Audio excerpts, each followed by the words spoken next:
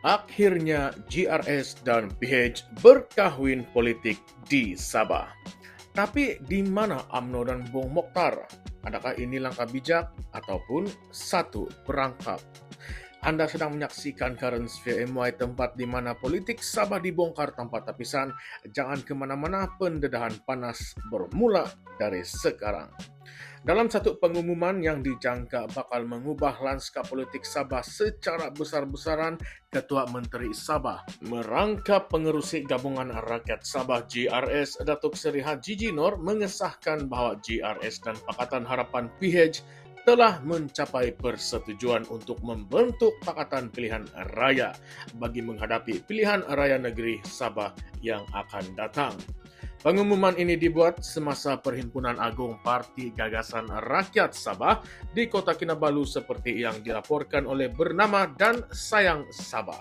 Menurut Hajiji, kerjasama ini bukanlah sekadar untuk memenangi pilihan raya, tetapi untuk memastikan kelangsungan pembangunan dan kestabilan negeri Sabah.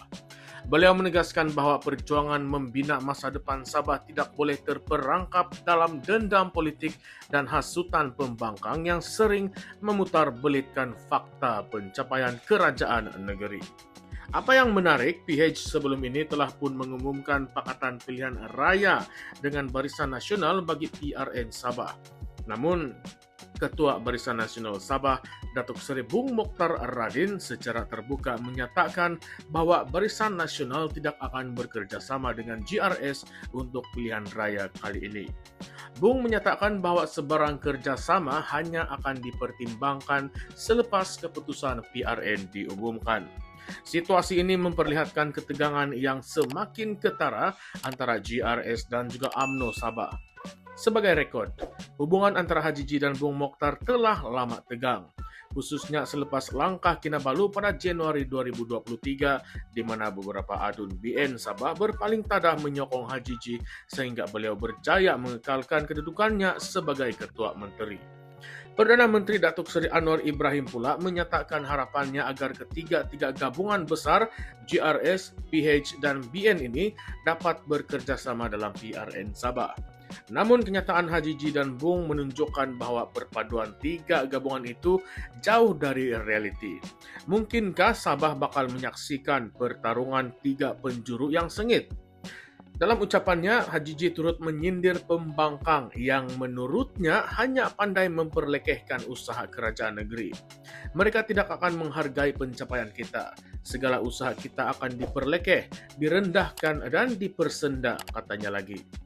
Beliau juga memberi amaran kepada ahli-ahli gagasan rakyat supaya berwaspada terhadap gerakan menjatuhkan kerajaan negeri dan cubaan untuk menimbulkan perpecahan di dalam GRS.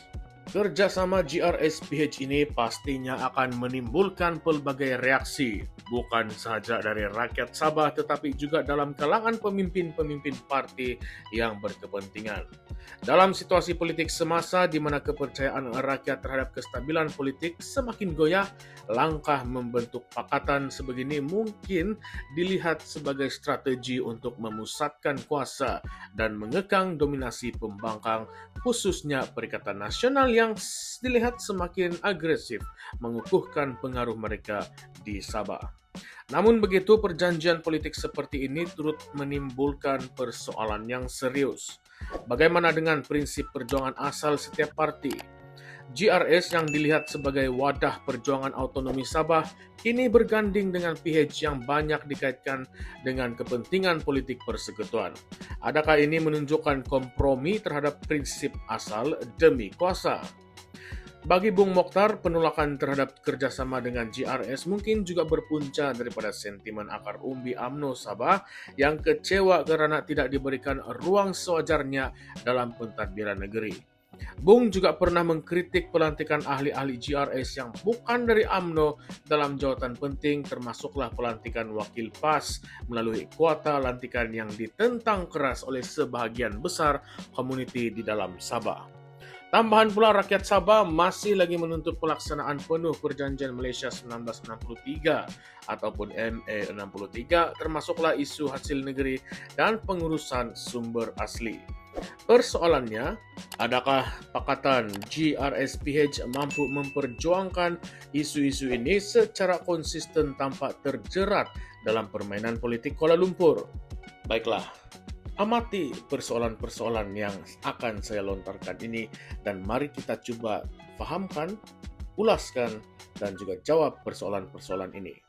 Yang pertama, adakah kerjasama GRS dan PH ini satu langkah yang bijak demi kestabilan ataupun sekadar taktik politik untuk terus berkuasa? Yang seterusnya, apakah nasib UMNO Sabah dan Bung Mokhtar dalam percaturan yang baru ini? Nah, apa kata Anda?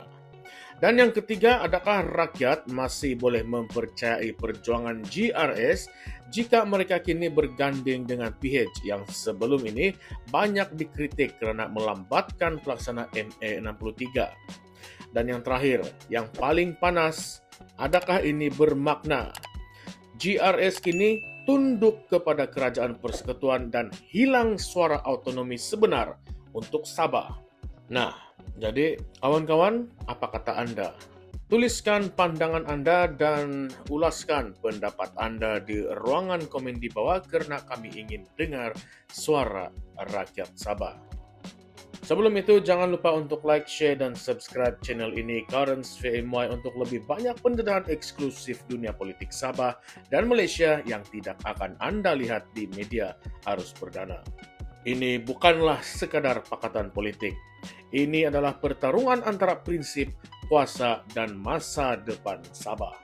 Sampai bila kita mahu jadi penonton? Currents VMY, disinilah kebenaran dibongkar satu demi satu. Baiklah kawan-kawan, kita jumpa lagi di video yang seterusnya. Jangan lupa kawan-kawan, politik ini tidak pernah tidur. Salam perjuangan, salam sejahtera semua, salam reformasi. Sekian saja, jumpa lagi di konten yang seterusnya. Terima kasih.